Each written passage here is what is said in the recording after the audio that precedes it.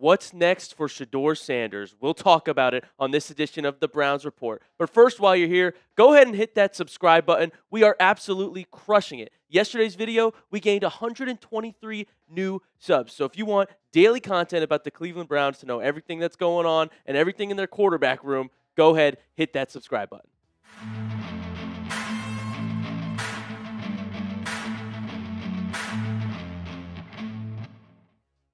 Kevin Stefanski confirmed today that even though the Browns are bringing in Bailey Zappi, Shedeur Sanders will still be the third quarterback and emergency QB. Welcome into the Browns Report, everybody. I am your host, Joey O'Donohue. Hopefully you're subscribed now, and let's talk about Shedeur and what's going on. So a lot of people, a little outraged that Shedeur wasn't the backup quarterback, never mind the starter. And you look at the Browns depth chart right now, Dillon is that QB2 behind Joe Flacco. And Bailey Zappi has now been brought into the practice squad, but Stefanski confirms Zappi will stay down there, and Shedeur is the 3 for now and will be able to dress as the emergency quarterback. But because they're bringing in Zappi, it really does beg the question, what's going on? Is it really over for Shedeur Sanders? Is that it? We did all this talking about him in the offseason, all this hyping up. I told everybody to write down where they were when he threw a touchdown pass, and we're just never going to see him again? Is it really over? It can't be. It can't be, right? We talked about it so much. Now he's just going to be the third quarterback on the roster all season. Are we even going to see him play in Cleveland? Ever? Are we going to see him in the NFL?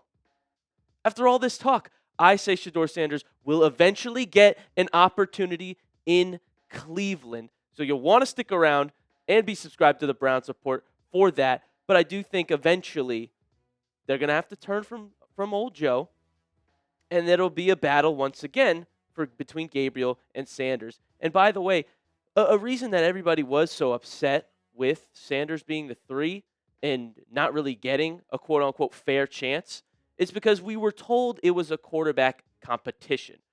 And then Sanders never got any reps with the ones.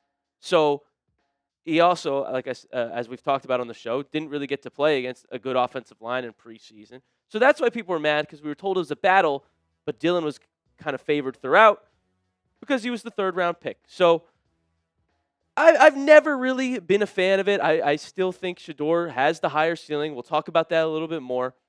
But also, do we trust the Browns when it comes to quarterback evaluations? Like, is it crazy that I'm disagreeing with Cleveland? Since when do we trust the Browns? I'll tell you one time they got it right. Baker Mayfield, when they drafted him first overall in 2018, and people said he's just another Johnny Manziel. Well, Baker now is a top 10 quarterback in the league. Heck, and he's not 10. I'd even let you tell me he's like 6'7", but he's definitely one of the top quarterbacks right now, and he could have been in Cleveland's room, but they let him go. I just don't want that to happen again. And also, this is a little bit overdue. I should have given you guys this trivia answer a couple videos ago. So thank you for staying patient, but here it is. The Cleveland Browns have had 37 different quarterbacks start for them since 2001.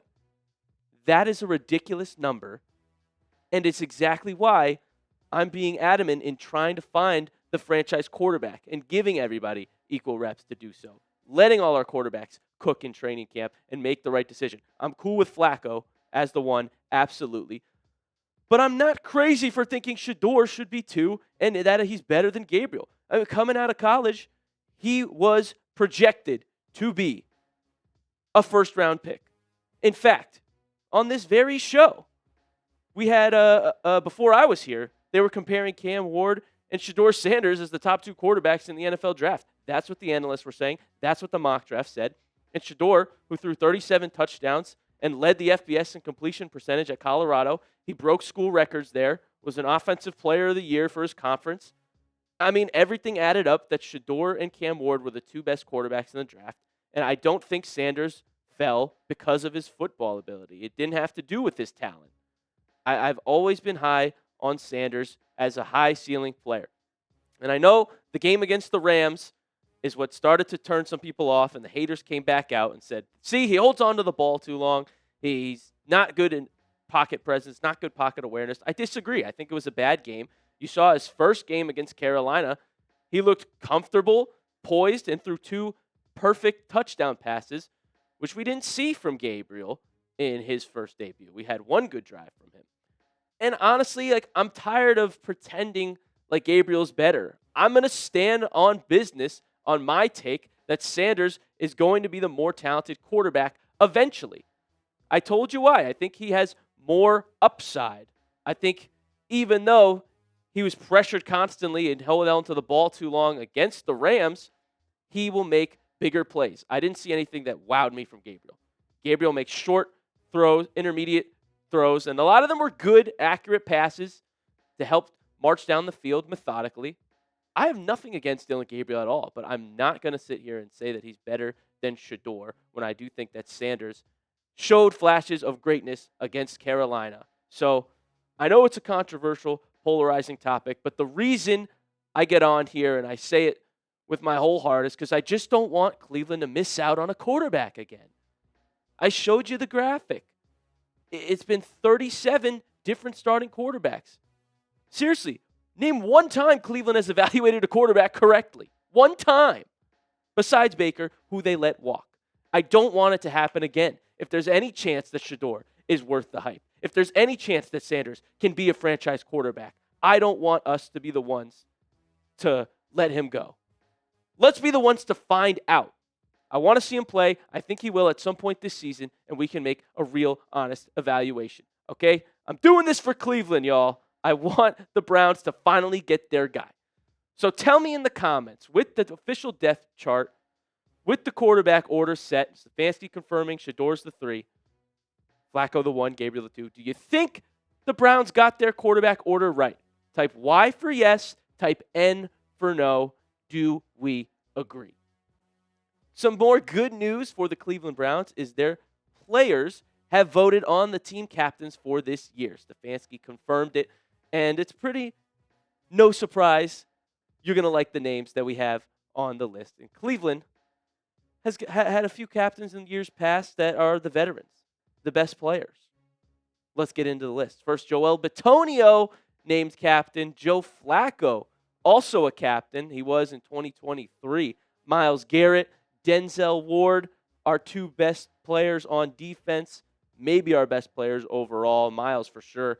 And Corey Bojorquez, the special teams captain, absolutely deserving about that. But how about old Joe Flacco getting the captain's armband at 40 years old? This, to me, helps confirm that Joe is the guy to be the week 1 starter, that the players like him, the locker room likes him, and that they can learn a lot from him. He's a veteran, he's been around a while, and he's honestly still pretty good. In fact, just 2 years ago, let's call him the Flack Show. Since 1999, Flacco has the highest winning percentage of any Browns quarterback. And I showed you, it's a long list. Flacco, the top of it, 80% win percentage. And if you remember, 2023 season when he brought the Browns to the playoffs and came in at the end of the regular season, he went 4-1 in that stretch. Won comeback player of the year. Joe is still slinging it. He was throwing for 300 yards during that season, game after game after game. And there's no telling what he could do again for the Cleveland Browns. So I'm hyped about it. Captain Joe will be manning the ship for the Cleveland Browns week 1 and beyond for the foreseeable future. Also, we did the numbers first. The vibes are just high with Joe Flacco. I mean, look how cool he is. Cool Joe, rocking the shades, laughing with David Njoku. This was an Instagram post from the Browns and Flacco. I mean, he's just Joe cool for a reason, right? The vibes are going to be high. People root for Flacco as well. I mean, everybody likes to see an older quarterback succeed. So I think that connection is going to be hot, Njoku and Flacco. And when he's out there slinging it, throwing touchdowns at his old age, it's going to be fun for everyone in Cleveland. And we'll be live, watch parties every week, watching it here on the Browns Report. So are you excited to see Joe Flacco? Smash that like button if you are. Go ahead, drop a like right now if you're hyped to see Flacco lead the Cleveland Browns for the foreseeable future and definitely week 1 against the Bengals. Let's go beat Cincinnati. Make sure you like the video so that we can do that. And the rest of the captains make perfect sense. Not only Denzel Ward, who is a shutdown corner, arguably the best in the league, Myles Garrett, arguably the best player in all of football. I mean, he is a havoc wreaker on defense. Back-to-back years of double-digit sacks. It does not stop. Myles Garrett, we trust with everything on that Cleveland Browns defense. No surprise that he's a captain. Also, Joel Bitonio, a loyal former All-Pro member of this Browns offensive line. We got to talk about Bitonio more. He's entering his 12th NFL season and has been loyal to the Cleveland Browns the whole time. Just like Joe Thomas back in the day, Cleveland does know how to draft some good offensive linemen. We can't lie about that. We need them to stay healthy. I'm excited to see Bitonio get back out there and hopefully play as we've seen him play in years past alongside Wyatt Teller. And Corey Bojorquez. This guy has a boot. Did you know he had an 84-yard punt last season? It was the longest punt in all of 2024. And he's top 10 in average punt yards per punt. So Bojorquez has an absolute boot. He deserves the captain armband as well in that special teams room. Thank you so much for tuning in, everybody. Go ahead, open X right now, and search up Joey070. Give me a follow so we can interact and talk on there. And as always, we will see you on the Browns Report with more news, analysis, and all things Cleveland Browns. See ya.